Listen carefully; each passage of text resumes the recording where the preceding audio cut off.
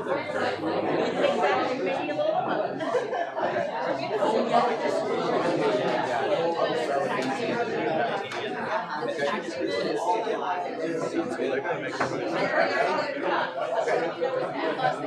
right, we're going to go ahead and get started. Sorry, I don't have my gavel tonight, so it's a little bit harder to get everybody's attention. But we are going to call this meeting of the Board of Education to order, and we are going to start tonight with staff and school highlights. So, Lindsay Dowell, if you would want to come up, and we'll talk about National History Day qualifiers.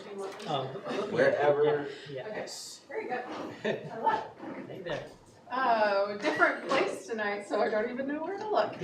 So we are just here to represent our students who qualified for the national contest for National History Day this evening. I think this is a record number of kids that we are sending to Maryland this summer to represent the school district, so we are super excited for all of them. I wanted to say some thank yous. I think some names that maybe we don't usually say that I think need to be said. Jennifer Sheets-Perman in the print shop over there is hugely instrumental for our exhibit boards and prints amazing things for us and is always so incredibly helpful. So I wanted to make sure we said thank you to her tonight. Heidi Carlson and our district level admin just in general are always super supportive of us and help us with registration fees and costs, and so we're just really thankful to always have that support. Our building principals just support us in so many different ways, allowing us to have kids and pull kids from classes and work with kids, but also again help us with those registration fees and different things, and so we are really, really thankful that we have those people. Of course, we have to say thank you so much to the parents. This is a huge undertaking, and we are so thankful for your support of us as teachers and of your students in this big undertaking, because, I mean, if you think about this, they are like a school year into this research project, and we could not do that without your help and your support. I want to thank Alice Bertles. Familiar name and face, has been around for a really long time, but gosh, I don't know if I could do this without Alice as a partner, and so I am just incredibly thankful for her as a volunteer coming in and helping with this project every year. And then of course students, you are the reason we are here, and so we just want to say thank you for your hard work, your perseverance, and your willingness to just learn outside of the walls of your classroom, to pick something and to do something that you don't have to do, and to spend the whole year becoming an expert on this topic that you've decided to research. So National History Day, if you're not familiar, has been impacting the learning of history and research for 51 years now. So 51 years National History Day has been going, and its core program is its competition, which is students in grades 6 through 12, and they choose a topic and they dive deeply into the past by conducting extensive research in libraries, archives, and museums. They then present their conclusions and evidence through papers, exhibits, performance, documentaries, or websites, moving through a series of contest levels where they are evaluated by teachers, experts, historians, all of the above. And through this process, students really develop skills in communication, project management, and historical thinking, and their teachers learn a whole lot through the process as well. And so we are so excited and thankful that they take us along on that journey. What about the sixth grader? I'm gonna mention that. So I want to introduce you to our National History Day qualifiers, and so when I say your name, I want you to come up. And so let's see, Michael Cooper and Rashik, come on up. And Quaid could not be here tonight, but these guys created a documentary on the three-point line and how it revolutionized basketball. Graham, come on up. Graham is an 8th grader. He created a documentary called Democracy Dies in Darkness, the Revolution of Investigative Journalism on the Watergate scandal, and it's fascinating. If you haven't watched it, you should watch it. John, come on up. John's partner, Anik, couldn't be here tonight. They created an exhibit board called The Road to Reform, How Interstate Highways Revolutionized America, and they actually had the honor of being asked to display their exhibit board in the National Museum of American History one of the days that are at the national competition. So that is a huge honor for them. So they get to stand there with their exhibit and let people see it as they come through the museum. Lily and Maya, come on up. Lily and Maya actually created a performance called All the World Loves a Baby about the person who perfected the incubator and saved thousands of babies with the incubator. Easton Schmidtline could not be here with us tonight, but he wrote a paper called More Than Brick and Stone, A Revolution of Expansion on the development of skyscrapers. And then boys, come on up. This big group, we've got Arjun, Ashwin, Chance, and Jordan. They created a beautiful exhibit board on the Titanic and how it revolutionized ocean travel. And then last but not least, for the very, very, very first time this year for us, 6th graders participated in National History Day. And the very first year that we did that, we actually have a 6th grader who qualified for the national competition, which is so awesome. He is not here with us tonight. That was Jack Rosenbaum. But he created an exhibit board called The Revolution of Radioactivity on Mary Curie. So we were super proud of him and excited that we can say for the first time in history, we had a 6th grader qualify for the national competition. So let's give these guys a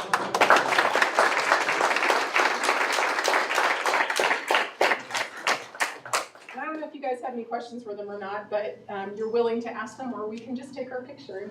Yeah, we definitely want a picture. One question, so tell us, share with us where you're at on this learning journey right now. So she had mentioned that you've been doing this for a long time, but there's more work to be done. So where are you at, or what's the next step? Oh, yeah. What are you guys working on right now as you're preparing to go to the national contest? Right now it's just kind of like perfecting our project, because we've had, especially like the first semester, I feel like of the school year, we really worked on just creating it and beginning it. So I feel like now we're on to the point, especially right before, I think 2 weeks before nationals now, we're just like editing and trying to make sure it's as best as it can be. Lots of set changes. Practicing that performance over and over and over again. Yeah. Anybody else want to jump in? Lindsay, you sent us a link to look at this. I did. Is that link then available on the 437 website? Because every year I've looked at these and they're wonderful. Yeah. I haven't looked at the ones yet from this year, but it's worth checking out. Yeah. For sure. Do you know, is that link available elsewhere other than we got it here on? I don't think so. I think just sent it to you guys. You guys are welcome to post that in other places if you'd like to. People are certainly welcome to watch the performances. If I had access to them, obviously to exhibits, I just have a picture of them. And I think I actually shared a video of the performance this year, which is kind of great. And then the documentaries, of course, you can watch in the paper. You could read. So they're out there, but feel free to share if you'd like to. So nationals is about 2 weeks away. So what's one thing that makes you really excited, and maybe one thing that just makes you kind of nervous when you think about it? Anybody can respond. Well, I'm excited for the new experience. I always think new things are fun, and there's always a little bit of a thought in the back of your mind that you might get some expert on your topic that will come in and you'll just get interrogated.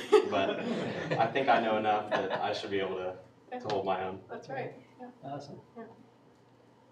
They know way more than I do about their topics, I can tell you that. I was not a history teacher in training, and so I always learn a ton from these projects, but what I love the most is that they know more than I do. So when I start answering questions and they can answer all the questions that I ask them, I'm like, okay, they're there, they know their stuff, and I think they are all at that place, so we're really proud of them and the work they do. Yes? So what are the options? It sounded like Oh, yeah. documentary, exhibit, performance, Do we have pretty much paper? almost everything represented this year except a website going to nationals. So documentaries, performances, exhibit boards, websites, papers. Did I say all 5?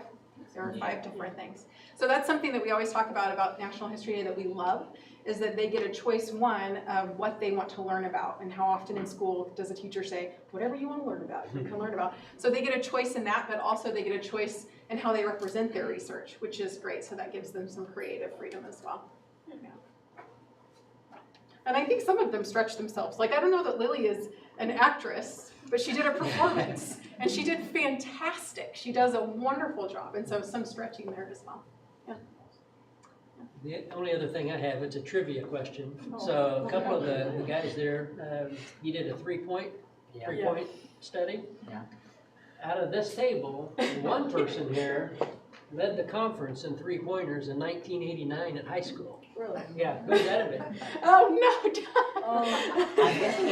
Jeremy. You got that right. That's right.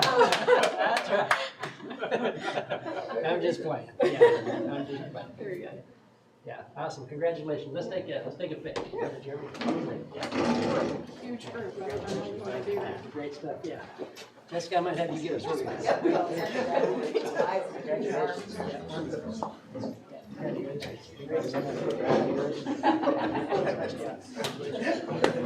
you want to arrange this so you guys? Come on over. As tight as you can and maybe have 2 rows if you're more height challenged. Heard all your. There we go. He's a great boy. Perfect, yep. You have something when you're by yourself. Just make sure you've got a window. Is Alice Bertle Okay, you're, Alice Bertle. Alice, get up there. What are you doing there? Oh, there you go. Okay, yep, that works. Okay. Good. Okay. Are we close enough? I'm gonna have you look at me real quick. This is gonna be in school news in the magazine. So I wanna make sure I get a really good one, and then I'll step away and parents can take whatever photos they want. Dr. Williams, can you take a step in? Yep, perfect, okay. All right, 1, 2, 3, I'll take several. Perfect, and then I'll get out of the way.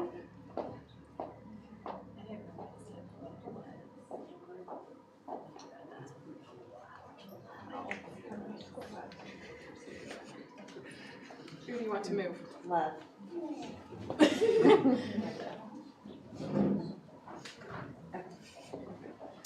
Hey, congratulations.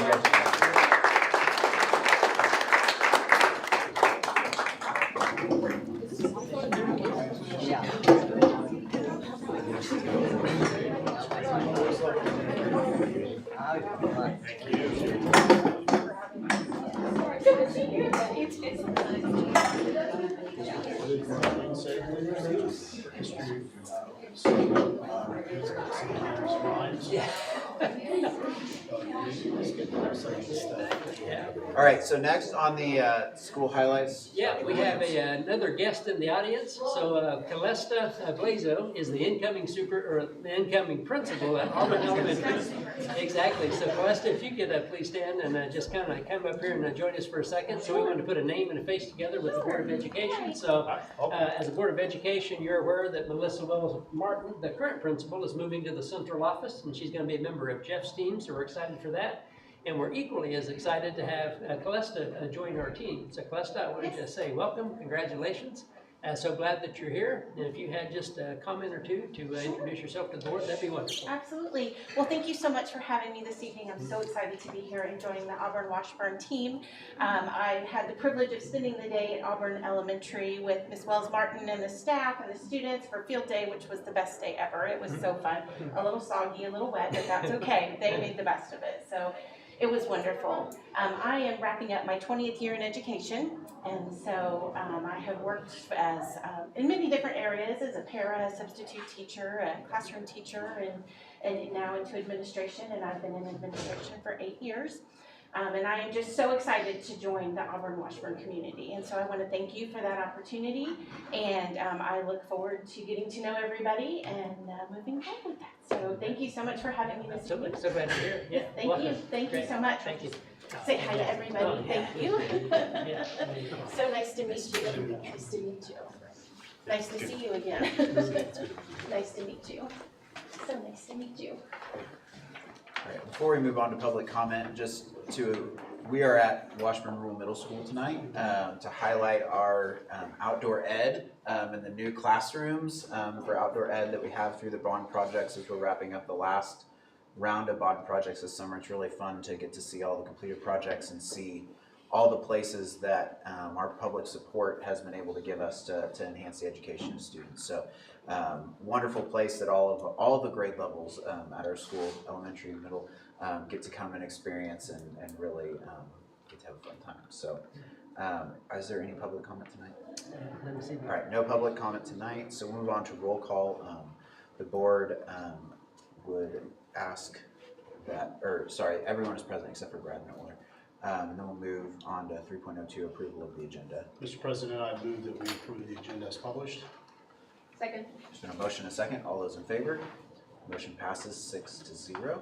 We'll move on to section 4, disposition of business by consent. Mr. President, I move that the Board of Education approve the business by consent, including the payment of bills for May 18, 2026, in the amount of $6,986,596.80, and June 1, 2026, in the amount of $4,215,414.61. Second. There's been a motion and a second. All those in favor? Motion passes 6-0. So we'll move on to section 5, which is administrator reports. So Heidi? Good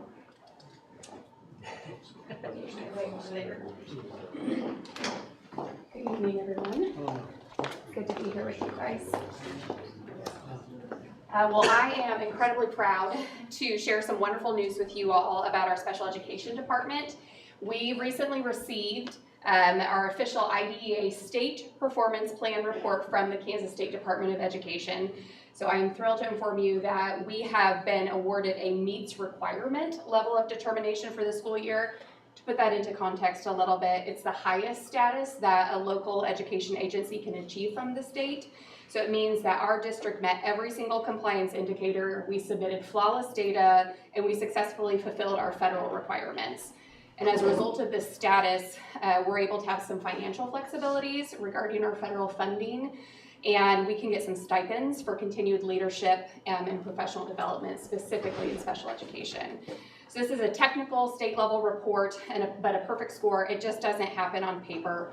And for us, it's a direct reflection of the hard work, the heart, and the dedication that happens in our classrooms and in our buildings every single day. We all know that special education, it's a challenging and extremely demanding field. So this award belongs entirely to our teachers, our related service providers, and our classified staff. They're the ones doing the hands-on work every single day in our buildings with our most vulnerable learners. Any positive report that we receive from the state needs to go directly back to them. So I want to publicly thank our entire SPED team. They have been so committed to our students. And because of them, our district is truly helping to lead the way in student success. So thank you. Yeah, thank you for presenting that. That's a big, big deal coming from KSDE. So kudos to your leadership as well as so many others. But yeah, job well done. Thank you.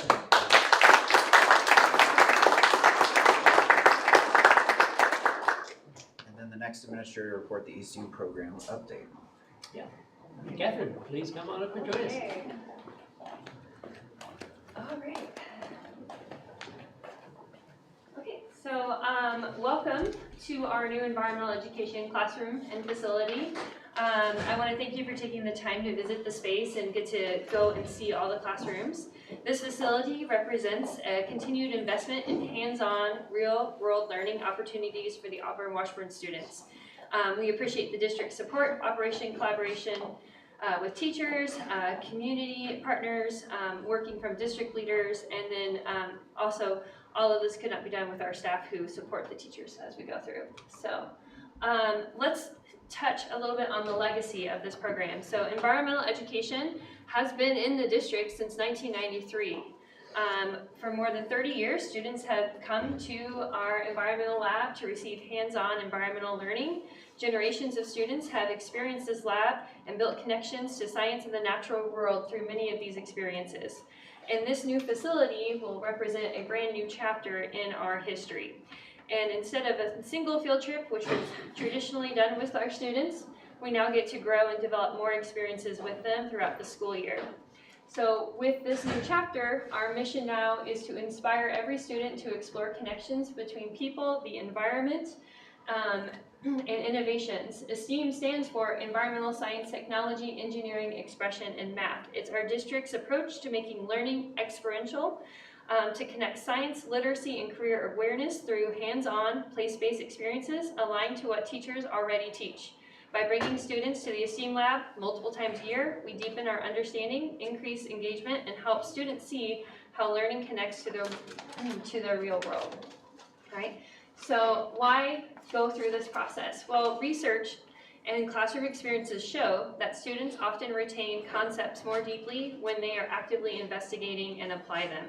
Environmental education creates learning experiences that are relevant, hands-on, and engaging, and the program helps students understand environmental systems and how human choices impact communities and resources, and explore further career pathways connected to STEM, agriculture, conservation, technology, and their community. Ultimately, this is going to impact our students quite a bit.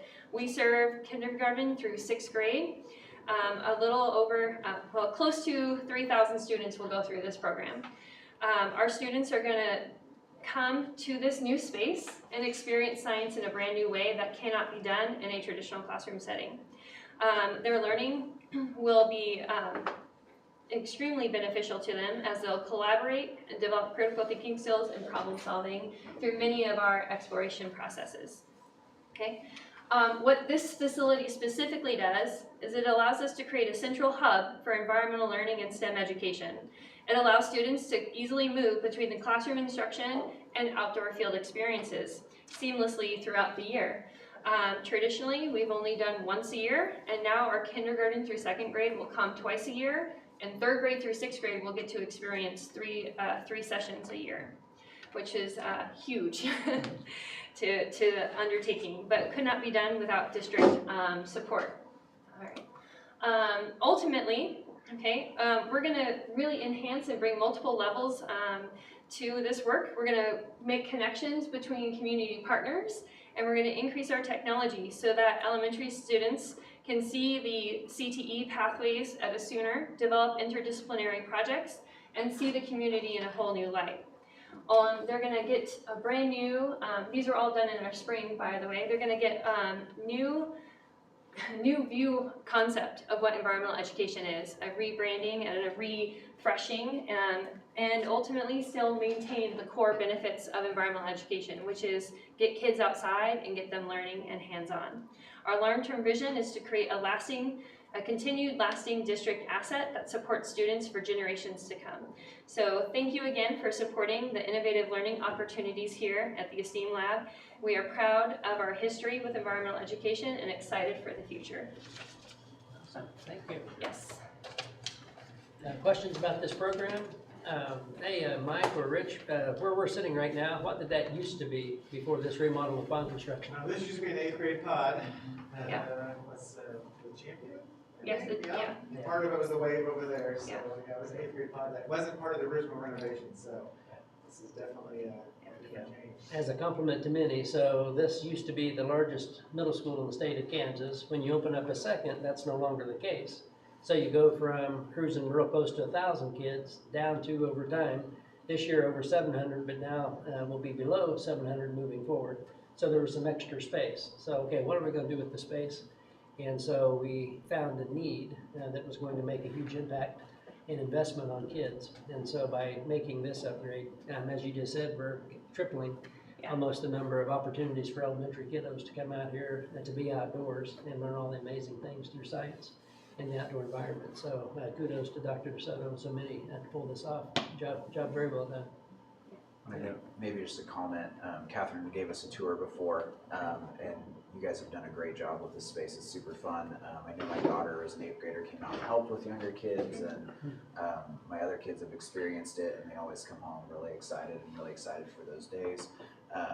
Everything from the stuff that they see to kind of the behind the scenes, the kitchen you showed us, that now it's no longer has to be brown bag lunches, and those sorts of things can be more advantageous to the cubbies where kids can put their water bottles. It's a really well thought out space. You guys have done a really good job with it.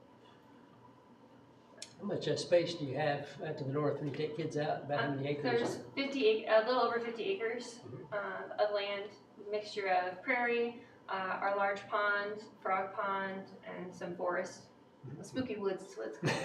Yeah. We still like to keep some of the names. And yeah. In fact, one of your board members, Jamie, was out as a parent volunteer to help out. So That's awesome. Yeah, it was really impressive to see the kids interact with the opportunity to fish, and a lot of them weren't gonna even try it, and as soon as they got out there, they were catching fish. I think almost every student caught fish, and then in the room across the hall, I think this way, we dissected fish. So it was a great learning experience. it makes a lot, like what kids think in their head, but when you put them in the space, they really grow and thrive, and that's really what this provides. And I've got to visit not very many school districts. We are so lucky that you guys support this, because not very many school districts have this opportunity, and the ones that do aren't nearly the level that we apply it to. So I'm very excited to be in this role and to see the future. So. I would just echo what Jeremy said, that all three of my daughters have gone through it, and I've heard more about that outdoor ed day than I think anything else. So it's really cool that they'll get to experience that more, and I'm glad to be part of a district that supports as well. So. Thank you very much. All right. Thanks. All right, we will move on to items for discussion, section 6. The first is specialized science curriculum resources, first read. So Jenny and Kristen.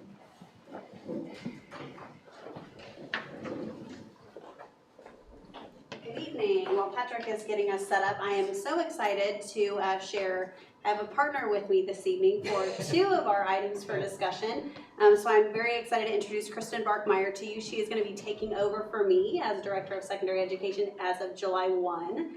I have actually worked with Kristen for a very long time. She student taught down the hall from me. And then we worked together as teachers. I was the 7th grade language arts department chair. She was the 8th grade department chair. We then became instructional facilitators together. So I'm very excited for her to be taking over. And we've been transitioning this last month or so. I'm kind of getting her onboarded with some additional things, and she's been working very closely with me to work on our items for discussion this evening. So I'm going to take the lead on our first one. She will take the lead on the second, and I will also give her a chance to introduce herself to you as well. So our first item today, we've got secondary specialized science resource requests. So I've come to you before with our core area science requests. Now we're talking about some more specialized resources.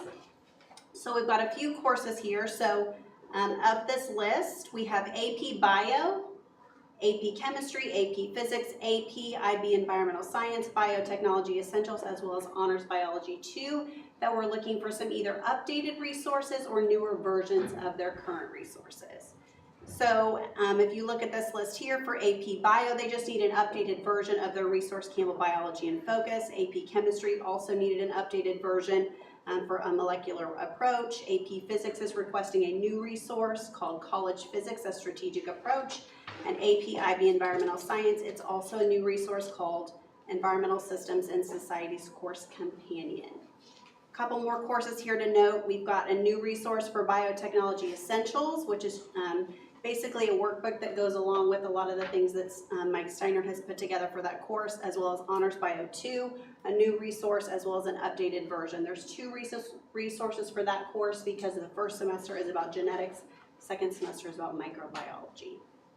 So for your review this evening, I've given you digital access, which I will come around and hand you, so that you can log in and preview some of these resources, as well as an overview, thank you, of a couple of our additional resources as well for those courses. Total, all of these resources add up to $38,182.10. Again, like I shared the last time, we had an overall budget for all of our science materials this year. We are still under that budget with this request as well this evening. So with that, what questions might you have for us this evening? Questions? Any. It sounds like you guys have the next one too, which is we do. So I'll let Kristen introduce herself and take the lead on that one. Thank you.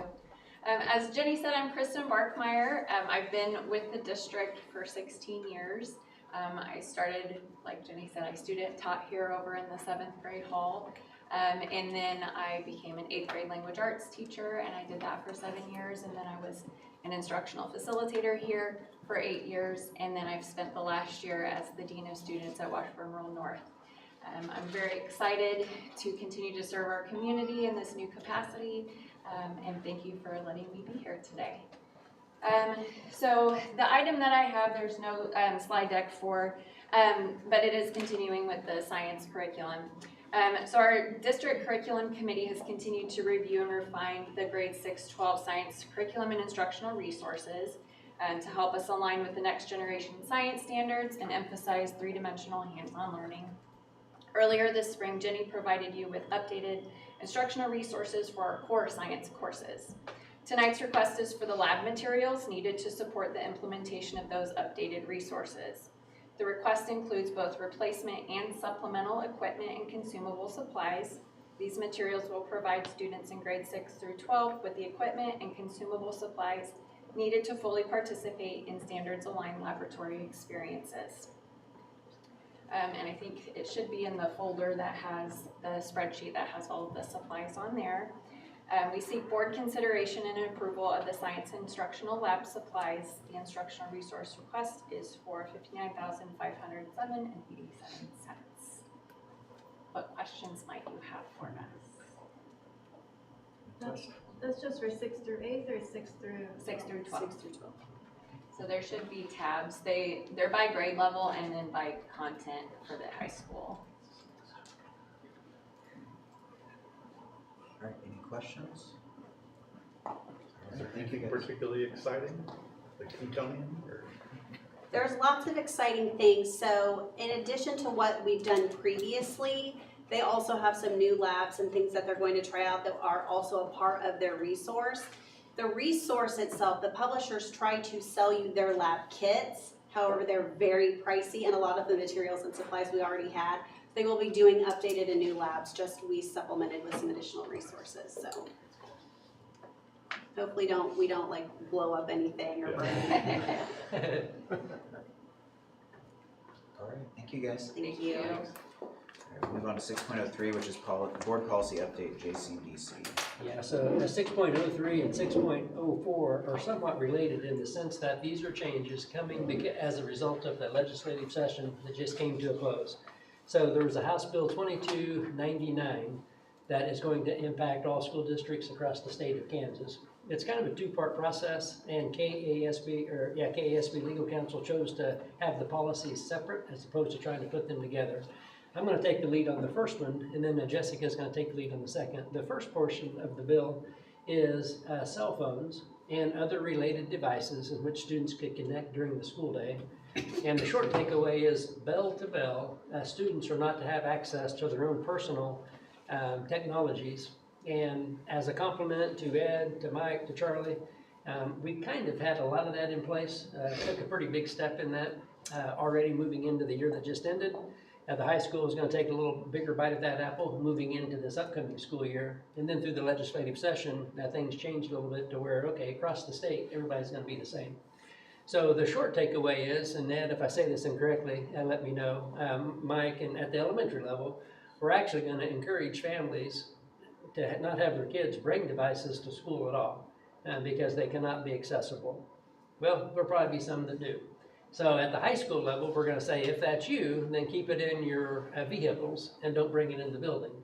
But there will be some that do. And so if that's the case, we're going to have them turn off the devices and we're going to have them stored in their lockers during the course of the day. And then we will have supervision that won't allow students to be able to get in to have access to their devices in the lockers. Some questions surfaced across the state of Kansas.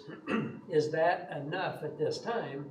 Or do districts actually have to go out and purchase certain kinds of locking devices to put their technologies in? And through a legal counsel review, that is not required at this time, the way the law is currently written. So we believe that we're following the spirit of the law and the intent of the law. A very similar process at our middle schools. Students are going to be encouraged not to have them. If they do bring them, you're going to turn them off and you're going to get them stowed away in the lockers. Of course, at the end of the day, at the secondary buildings, the bell rings, they go to the lockers, they get their belongings, which would include any kind of technology, and then away they go. At the elementary level, we don't necessarily have lockers across the board. Depends on the school, it depends on the classroom.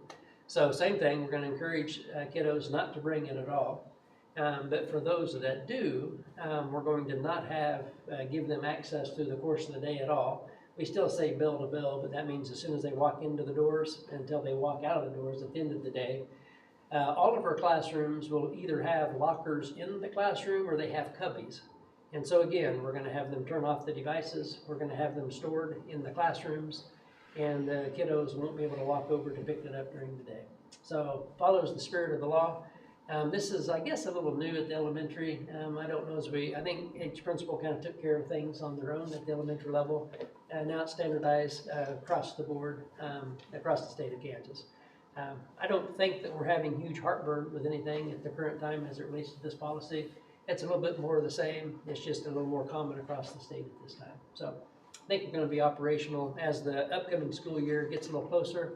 Communications will be going out building by building a little bit through the district just to make sure parents are informed that this is what the law is. And of course, that's going to be our expectation as well. So that's the first part. And then the second part is another board policy 6.04. And Jessica has been following that. And I'll have you give them an update. Yeah, so this is also an outgrowth of the sub for House Bill 2299. It's related to social media. This is a new policy that's recommended by KASB. Part of that act requires that school boards establish policies or procedures that prohibit employees from communicating with any student through social media. So that's private message, direct message, two-way communications. So this is to meet that requirement to have a policy about employee-staff communications through social media. As part of this legislation, but also because of continued feedback that we have received from our families and our parents, the district has issued an RFP for a unified mass communication system. So if you think about all of the different apps that different teachers might use, coaches might use, activities, sponsors, club sponsors, etc. This would be one system that would pull all that together. So this would be another tool in the toolbox for our staff members to utilize. That RFP was issued on May 16th. The deadline for proposals was May 29th, which was last Friday. We received 8 responses and had a chance to review those today. We will be moving forward with vendor interviews, demonstrations, presentations this Thursday, June the 4th, that morning. And it's a combination of a lot of different individuals that are sitting on that evaluation committee. There's some folks of us at the administrative building, also a couple elementary principals, a student, some parent representation, our athletics and activities directors, etc. So we hope to have a recommendation to you all by the next board meeting about a potential mass communication system. Any questions, comments for Jessica? All right, if not, we'll move on to 6.05, which is the choir teacher for Washburn High School.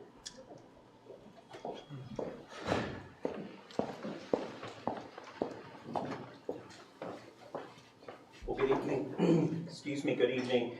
This evening I'd like to just briefly share with you some ideas about maybe inviting an assistant choir director in the form of a choir teacher to Washburn Rural High School. As you know, our performing arts programs are incredibly important to our local community, and through the hard work of the existing choir director, excuse me, we've continued to build our program over the years. We are now to 355 students for the next school year. That has been tremendous growth year over year over year. When comparing it to some other similar 6A school district programs, we actually stand out even as compared to them. Upon doing a review of staffing of 6A equivalent high school programs, we have learned that some additional support is necessary to continue the growth and support the great efforts of our schools. In doing this, we actually are able to gain some additional music department efficiencies. So along with the increases in choir at the high school, we're also experiencing some increases in band at Washburn Rural Middle School. And so through the addition of this position, we also were able to be a little more creative with our staffing to provide some additional support to the burgeoning sections there. Additionally, this position has a lot of travel responsibility, logistics responsibility, support responsibilities that are associated with the program, the scope and scale of one like what we have. So that's what this request is for. Do you have any questions for me or for Mr. Ray?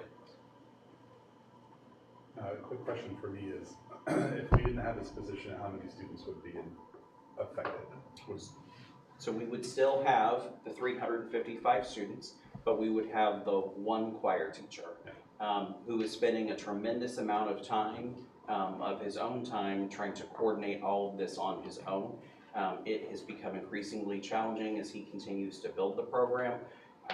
This actually brings us more in alignment with our peers in other districts who may even have 100 fewer students than what our program does.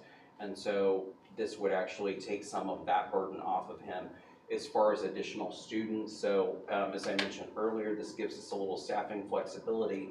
I think that we're looking at somewhere around 100 additional students who would be going into band at 6th grade and 7th grade at Washburn Rural Middle School. And so by enabling us to hire this position, it allows us to adjust some other non-performance courses to free up band sections that could come down and support this. And so there's also the middle level impact of at least 100, I think it was closer to 150 students total. So you're welcome.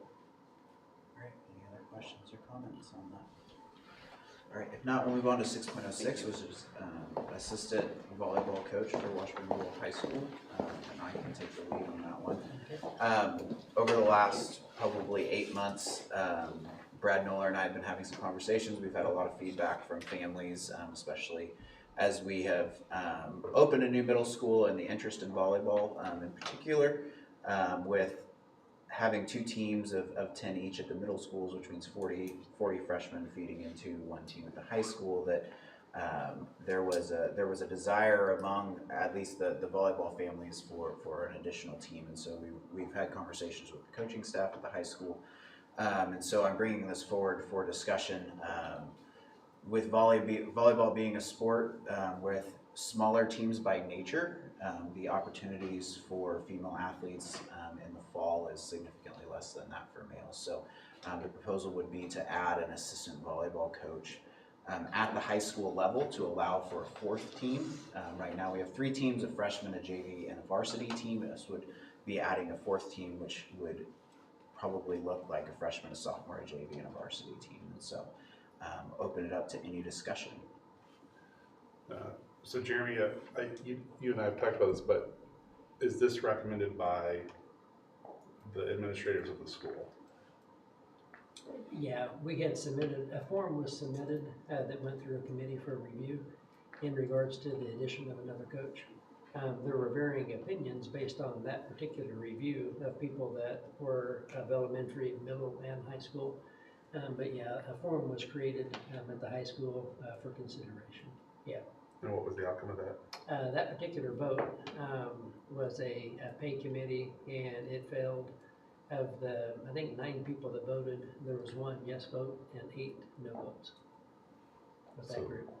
So to be clear, we would be, as the board, voting to implement this without a request from the administrator of the school. Yeah, I wouldn't say that. I would say that as a Board of Education, you are always in a position to approve a position on the certified side, on the classified side, or on the co-curricular supplemental side. Sure. Another example that may be coming down the road at some point, Acacia, and correct me if this is inaccurate, recently approved girls flag football. So I think there's an interest across the state to increase participation in any kind of co-curricular, academic side or athletic side programs for kids, boys and girls. But I think there's been a push to try to get a little more balanced on the boys and girls to where they can be a little bit more equal. Yeah. That, we're not ready for that quite yet in our system, but that might be a request that eventually surfaces. And so to your point though, Casey, it is valid. Whenever requests surface, there are some people that are all in on it, and then there are some people who are like, that doesn't really make sense to me, I'd rather we do something else. Well, and I guess my question, is this, it's, again, the board has a lot of purview to approve lots of different things, curriculum, but this board has largely stayed away from those kind of things, and I like that. That's something I want to see, is that, we hire professionals to govern. And my concern would be if we take action without that kind of consent, or having those people here, like the athletic director or other folks here to actually speak to say what would be the impact. My concern is for the board to do that. I don't feel like I have all the information. I think, and again, I want to be super clear, I'm not against an additional girls volleyball team. I want to make sure we have plenty of opportunities for our students. Sure. I've just become more uncomfortable as a board member to vote on something that's not being requested from people at the school. I do know that, and Jeremy's mentioned too, that there have been a lot of families that reach out to him. This has not been something that's come up to me, but we are in different circles. So, can we get some more clarity on, Dr. McWilliams said that it was 1 yes and 8 no's on that particular committee that you were just referencing. What committee is that? Were they choosing between things, or was it just a should we have it or should we not have it, or opportunity cost? Yeah, so there is annually a supplemental pay committee that has, give or take, around 10 or so folks, and it represents elementary, middle, and high. And so those are conversations that surface. Examples of that could be, we have a recommendation for a position that currently exists, but it's growing and the responsibility is now greater. We're seeking a 1% increase in salary for this position. That's an example. There are times that new positions will be expressed through the committee as well.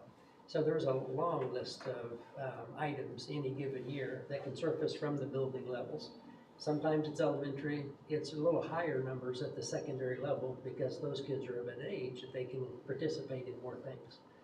And so when the conversation surfaces at that committee, once the conversation and clarity has been identified or agreed upon, then kind of a confidential vote is taken. Is this something that's a thumbs up or a thumbs down?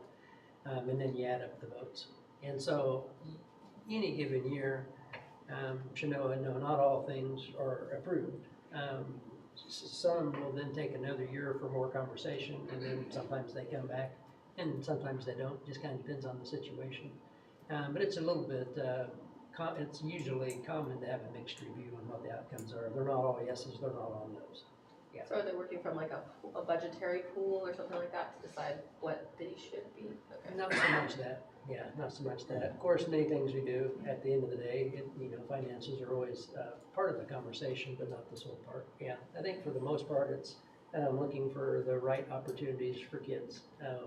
Most on the committee will agree that having students involved in something is important.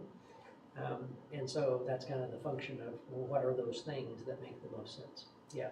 In this particular case, obviously, we already have a volleyball program.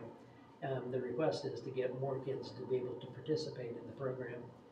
Some of the kids that would otherwise be cut and may not have an opportunity to play any longer would give them another year or longer to continue with the program. So that was kind of the spirit of this one, I think. And a quick question about Jeremy's comment about the opportunities for female sports. I think that's true when you compare football and volleyball, but are there additional female sports that make up for that gap? I know we do tennis and things like that, or is it, when you compare them, are we equitable?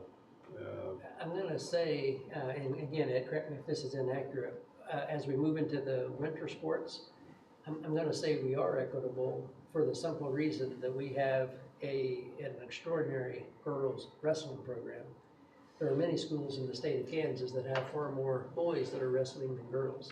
And that hasn't been the culture set at the high school. And so those are pretty competitive. And so we're nominated a little bit in regards to that. And then when you move into the spring sports, of course, there's a girls soccer team and a boys soccer team that switch from the fall to the spring. Same thing with tennis, same thing with golf. So for the most part, many of the other sports are pretty equitable as far as the number of spots overall that are able to be taken. But that isn't always the case in the fall. Yeah, it's a good question. Yeah. And one of the things, I'm new to the board, I've only been on 6 months, so I asked Brian, who's been here a while, not calling you out or whatever, but has the board taken action like this before? That you can remember? I don't remember that we've had this issue come up. We're not just on this issue, but where the board has decided to make a staffing decision without recommendations from administration. Not that I can recall. Can you recall anything? To be clear, it is within the board's purview to do that. It is. Yes. Sure. So what exactly are we approving here, though? Are we approving that, yes, they have to go hire a volleyball coach, or are we saying that you That- now have the ability to hire one if, you know, the administration decides to? I think that the motion, well, we can make whatever motion, but I think the intention is this evening to make a vote on it. A vote on what, though?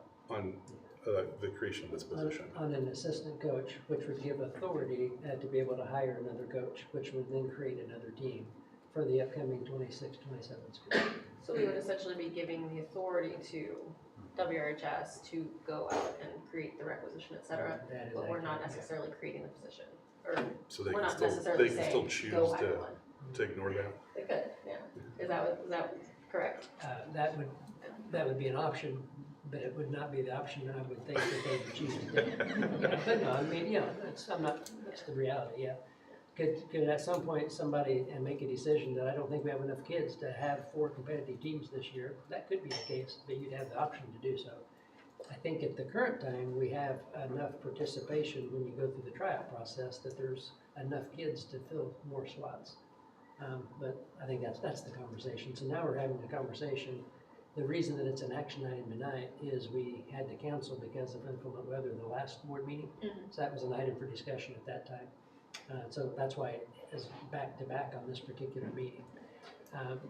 So yeah, as a board, that's something that you all can think about what the best approach is. The last comment I'll make, and I appreciate that, Scott, is that my concern is not, again, I'm not against adding a girls volleyball team. What my concern is the board would be taking action that would be, like you said, even if it is just approval, I would like to, I guess I'd like to hear from the folks that would be impacted by this at the school to get their feedback on it, because it is, you know, there are logistics to it, additional, you know, schedules, additional janitorial, lots of different things that would go into this, travel, and again, it might be something that people support. It just,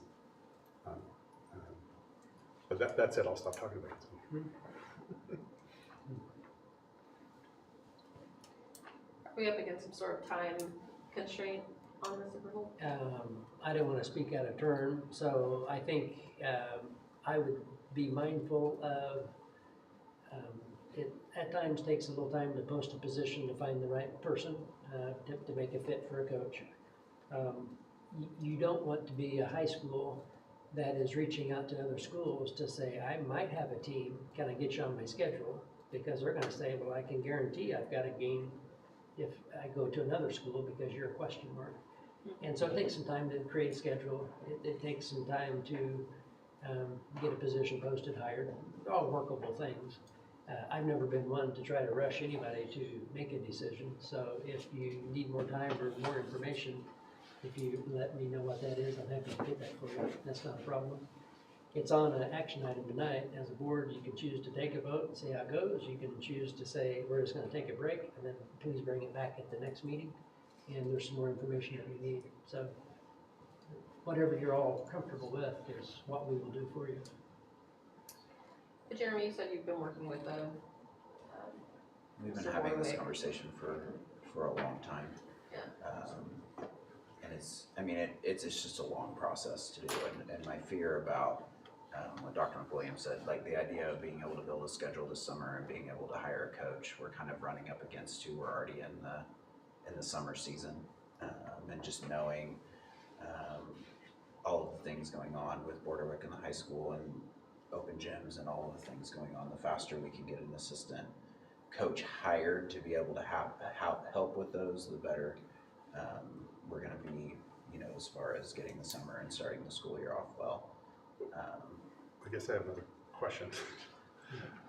Who's we, and why has this not been something that's been brought up before? You know, part of my concern is in a month, Dr. McWilliams is going to be retired and Dr. Collier's going to be here, so this is something that's going to fall to her plate.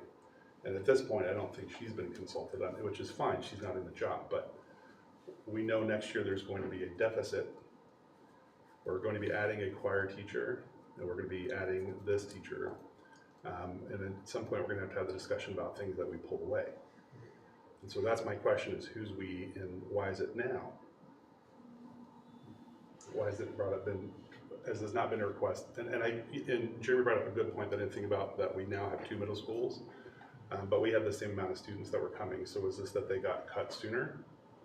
Yeah, one of the things that we heard on school community feedback sessions that we had some time ago is in this school, when you have almost 1,000 kids, I have a student that is really interested in, you fill in the blank. But my kid wasn't able to compete at a level to make a team, and so he or she just quit as a 7th grader. And as a family, we were kind of bummed about that because that was a really a sport or an activity that was of high interest. That same feedback was by splitting and having 2 middle schools now, it doubles the opportunity. And so we have more participation than we've had before. Many of our families have viewed that as a positive. Because it's just less people to compete against. One of the best things about the Auburn-Washburn school community is we're large, we're 6A, and it's competitive, and we've got a lot of kids with a lot of talent that choose to get involved in a lot of different things, and people feel awesome about that. One of the downsides is we have so many kids that are talented in so many things that at times we have to say no to certain kiddos because we just don't have enough spaces for them. That's always difficult. Yeah, that's always hard. So I would never advocate against providing student opportunities, but every, quote, one additional thing always comes with some conversation. So it's a good conversation to have. Yeah. This is not this is not a teaching position. This is a person, if there's not even anything on the supplemental pay list to pay them at the moment, right? There'd have to be a vote for that I'm just trying to make sure I understand where they fit in. Yeah, we have the position of assistant coach already in the negotiated agreement. So as a Board of Education, you can't select compensation on your own. That's a mandatorily negotiable concept. But it's the supplemental pay It's committee that would do that. Well, that was the committee that we talked about earlier. And what kind of They set the rate for what kind of position or what kind of pay rate did they for the semester or for season of volleyball? Assistant coach position, ballpark, I know it's specific to the individual, roughly would be about. Varies sport to sport. I mean, volleyball, somewhere in the order of 4 to 6%, something there. Yeah, so of the salary, 4 to 6%. Okay. Yeah. So to make sure I kind of understood what the pieces were there. Well, but I guess that's my question. If the person isn't hired, who does it fall on to create schedules? Is that person going to maintain everything, or is it going to be part of the coaching staff? Because there's other costs there if people are getting involved. Yeah, so if this position were to be approved, I think the high school AD is the one that currently gets schedules taken care of, gets transportation lined up, would partner with the current coaching staff to interview, to select an incoming assistant coach. And then he or she would be responsible for the team this fall once the team is made. So yeah, there's a lot of moving parts and factors in regards to that. Yeah. Jeremy, do we know how many women are being cut from volleyball? I don't have a number for that. I had a general conversation, but without having the firm numbers.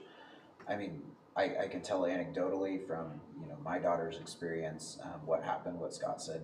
She started volleyball as a 7th grader and went from 80 to about 18 or 20, and then the next year when they tried out for 2 teams, there were about 45 to 50 to fit 40 spots, and so we saw that attrition from 1 year, and I know that there are several that are cut from the high school team, but I couldn't say. There are also kids that choose to no longer go to private school, or other people that move in that are also maybe leaving the team when they move in. So yeah, I do know, like Dr. McWilliams, and you just reiterated that kids do self-eliminate when they get cut in 7th grade and 8th grade. any other questions or comments on that? Well, actually, I just have one last comment. I mean, I think everyone makes good points here, but I kind of reiterate what Dr. McWilliams said, which is I'm never going to go against student opportunity. And I think that, you know, from a budgetary perspective, yes, we may be going into a deficit, but it's all speculative at this point. And so I don't think it's worth cutting opportunities now where we could provide additional ones for the potential for future, you know, cuts. I want to be clear, I'm not advocating for eliminating opportunity. What my position is, I'm uncomfortable voting on something when the athletic director is not here to answer for it. I don't know if we need to hear from them directly because Jeremy has spoken with Mr. Bordewick, right, and Mr. Raines is here as well to speak to the high school perspective. I mean, from my opinion. Sorry to put you on the spot. Do you have comments or Well, concerns? I always have comments. You're all right, and you all make good points. What I can share with you are the facts and maybe some history that would come into play here as well.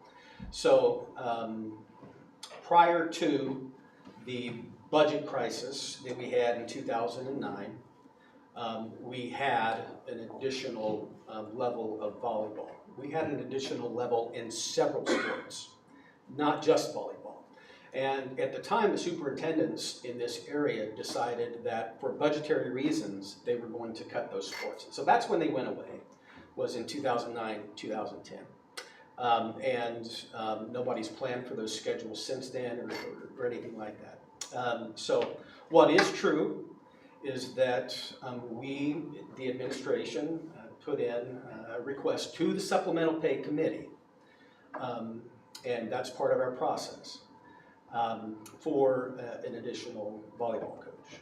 And that was reviewed by the Supplemental Pay Committee, and as Dr. McWilliams said, that was voted down by the Supplemental Pay Committee by a pretty healthy margin.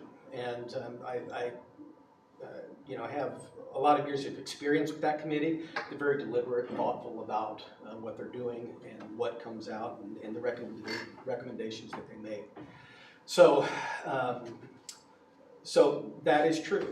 It's also true that you, as a board, can supersede that, and you can do what you think is in the best interest of kids. So those are the words that I would have for you. So helpful.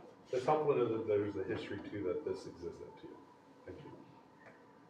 And it sounds like the administration is willing to put in the request to the Supplemental Pay Committee. I would take as a middle school principal, the supplemental committee will generally go off of this year's numbers. Like we put in for an additional cross-country coach this year because we ended up with 80 kids out. And so when they look at volleyball numbers, they're gonna go on how many people are out right now, not how many people could we have out, because those are the decisions made. But I know we've talked about self-elimination, and I know between the two schools right now, we probably had 40, 45 eighth graders that made the team. And a lot of them are already saying, I'm not gonna go out next year because we already know like 10 people make it for freshmen. You know what I mean? It's generally the A team from Washburn North, the Washburn Rural Middle School A team. That's who all these kids are saying are gonna make it. So a lot of my junior varsity B teamers are, they're self-eliminating already because there's not spaces for them.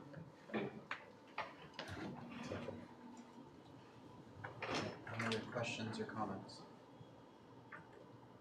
If not, we'll move on to 6.07, which is the 26-27 Administrator Handbook. All right. So over the last 11 years, I think I have changed the date on the cover, and that's about it. So the only thing to note is from 25-26, it will now say 26-27, no other changes recommended today. And the last time you have to change that. Well, that workload out of the way. Yes. All right. Any questions or comments on that? All right, if not, we'll move on to 26-27 Elementary School Handbook. I'm going to take the lead on this. So I work with the elementary principals on making the revisions to the elementary handbook every year. You should have a red line copy in front of you. Most of it is just updates to dates, schedule changes, that type of thing. There were a few things that we provided clarity on in a few sections. They wanted to make sure the arrival and dismissal, tardiness, and leaving school sections, that there were specific times listed rather than leaving it a little bit more open and vague. The biggest changes were related to reporting of grades, and that is to align with the change in the grading that we have committed to with those newly adopted standards. And then the language surrounding the personal electronic communication devices, again, back to that sub for HB 2299, the earbuds and the cell phones and that type of thing. And then the last section that had a significant change was transportation, and basically that whole section was just condensed and reworked, so it wasn't as long. Questions, comments? Let's go, my address is wrong. I was just gonna say, please check page 5 to make sure your contact information is right. It's Joe, right- it's all it's my right- it's information, right in the actually. handbook. Is it, have you ever looked at that No, address? it's an old address. Oh, okay, I pulled an old address. Okay, thank you, I will update it. Yeah, It's just right in check the- page 5, especially if you're new or there's red by your name, make sure that your contact information is correct. Oh boy, But it's my kryptonite. all right, any other It's a lot of information. question or comments? All right, if not, we'll move on to the early childhood handbook. Okay, so I'm gonna talk about that one too, so very similar in terms of just updates to dates and contact information for some administrators who have changed. There were some minor changes, the price, the cost changed, you had already voted on that, so that's been updated. Changes to the curriculum section, and then the reworked language about transportation. And Jamie, your address is right in that one? I'm gonna guess it's not. It's the same one as elementary. I'll say you listed my wife's cell phone number, but that's okay. I'll check it with her. Oh, man. It's probably Okay. because she's a primary in the school I database. picked the They know not primary, to yep. call me. Okay, so address changes and phone number. Anything else? All right, so- all right, food service update, Rich Jones. He hasn't a tie on, so it can't be that expensive. Right, Rich? What's that? I said you don't have a tie on, so it can't be that I expensive. don't, I'm not gonna ask for money. Good evening. The purpose of this is just kind of to update you on our status right now of the food service program. And several of you are new, so I want to give a little bit of history. We typically come about this time of year with a recommendation for the next school year. For a long time, about 10 years, the USDA was recommending that we increase our prices, but through board direction, because we had a healthy reserve balance, we kept our prices low for about 10 years. And at the same time, USDA was telling us we had to decrease that reserve, that we had too much money in there. So we were doing that, and then that led, during COVID, that kind of all changed. We were getting a lot of reimbursement back, so our balance went up again, and so we spent down. And then last year was our first year where we were going to hit a negative balance. So we saw that coming. So the last 2 years, we've made increases to our meal prices, and fairly substantial. I included a chart from across the state and districts our size, and you'll notice that right now, we're probably about the second highest in the area. Manhattan's ahead of us. They can have that honor as far as I'm concerned. But for a long time, we were the lowest in the Peak area and in the state for our size district. So through things that we had to do, board guidance, last year was our first year that we hit a negative balance, and we were just under 100,000. So when that happens, we have to supplement that with general fund dollars, because we're supposed to, food service by state regulation is supposed to be pretty neutral. We're supposed to stay about a zero balance, not negative, but not largely positive either. And so we had to bring that up to a positive balance to start the school year this year.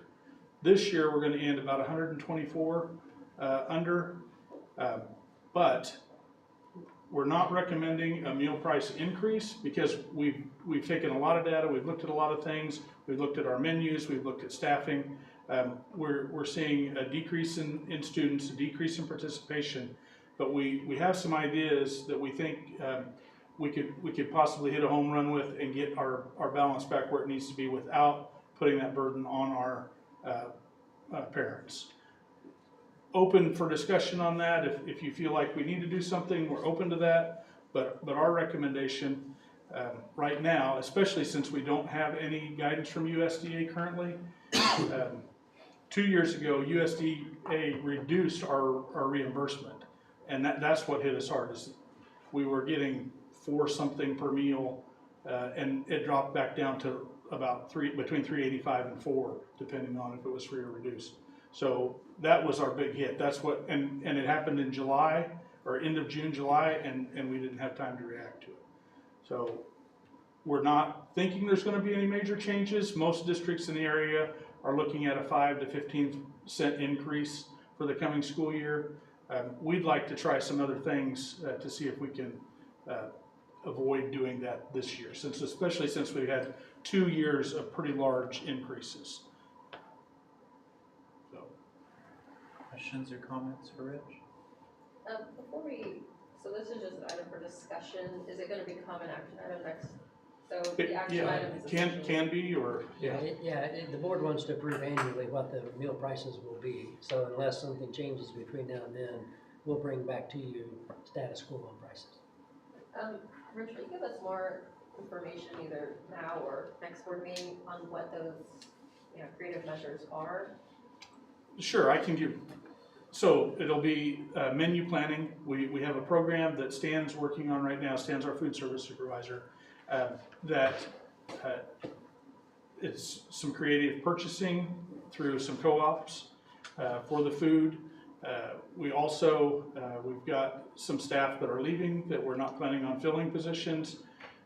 With the split of the middle schools, we're able to kind of move some people around because the elementaries don't need as much support as they had, and we left it where it was at this year, but we can move some of those people.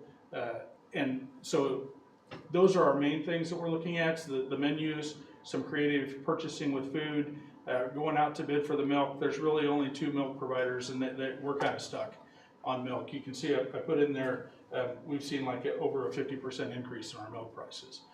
So, but also a lot of kids aren't drinking milk anymore, so we're putting water and juice out or some type of flavored drink.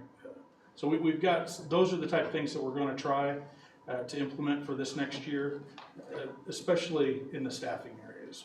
We think we can do a lot with staffing and do a better job with our prep times and how early we're bringing people in, kind of stagger those a little bit, because we don't need a full staff for breakfast. We've got a couple buildings that one serving 50 breakfasts, the other serving 80.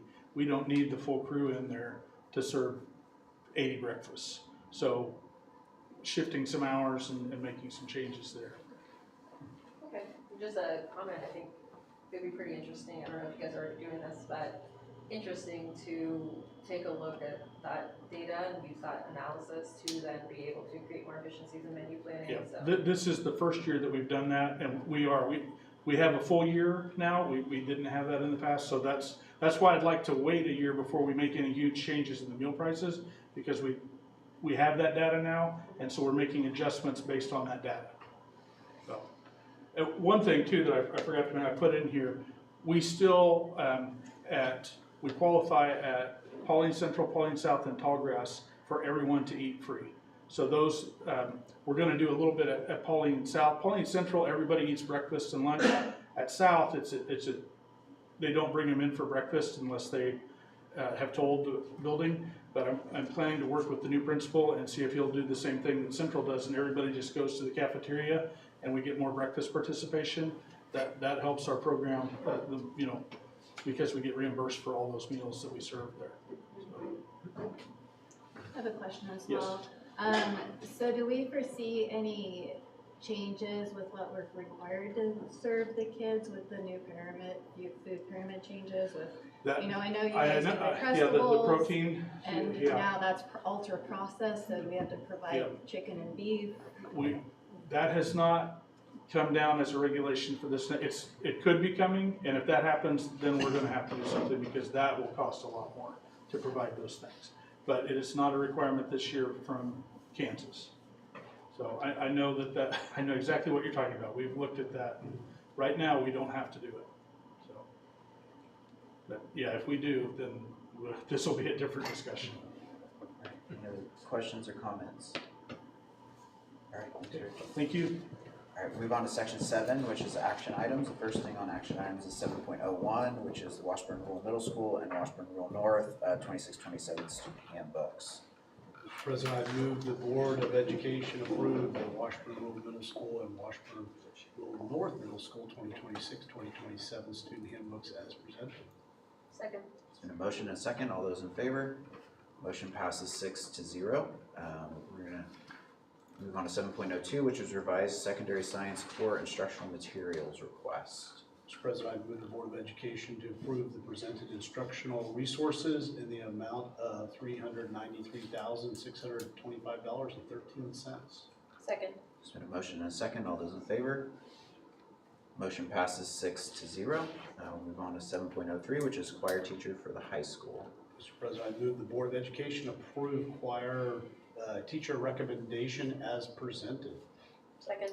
There's been a motion and a second. All those in favor?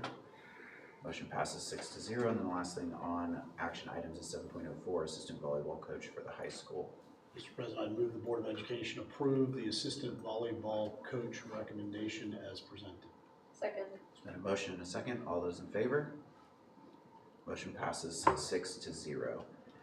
There are no communication items tonight, so at this time the chair would move to go into executive session at 7:50 p.m. To discuss personnel matters pursuant to the exception of non-elected personnel under COMA, to discuss budget pursuant to the exception of employer-employee negotiations under COMA, and discuss students pursuant to the exception of relating to actions adversely or favorably affecting a student under COMA for 25 minutes. The open meeting will resume in the boardroom at 8:15. Second. So motion and second. All those in favor? Motion passes 6-0. We are in executive session.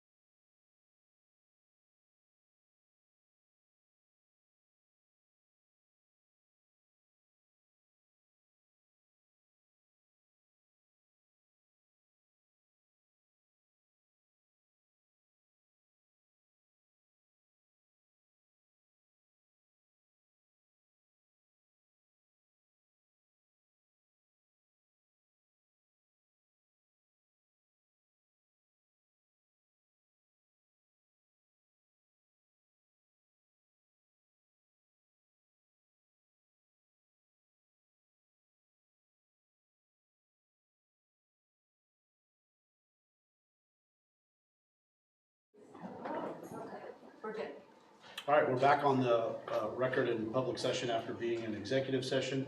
I'm sitting in for Jeremy, who had to leave. I would ask for a motion on case 1. I'd like the motion for the appeal hearing case 1, discussed in executive session. I move that the Board of Education affirm the appeal officer's decision. Second. I have a motion and a second. All in favor? Motion passes. What do we have? 5 now? 5-0. I would ask for a motion on case 2, please. For appeal hearing case 2, discussed in executive session, I move that the Board of Education affirm the appeal officer's decision. Second. We've got a motion and a second as it relates to case 2. All in favor? Motion passes 5-0. I would ask for a motion on case 3. For appeal hearing case 3, discussed in executive session, I move that the Board of Education affirm the appeal officer's decision. Second. We have a motion and a second to on case 3. All in favor? Motion passes 5-0. I would ask for a motion on case 4. For appeal hearing case 4, discussed in executive session, I move that the Board of Education affirm the appeal officer's decision. Second. We have a motion and a second to on case 4. All in favor? Motion passes 5-0.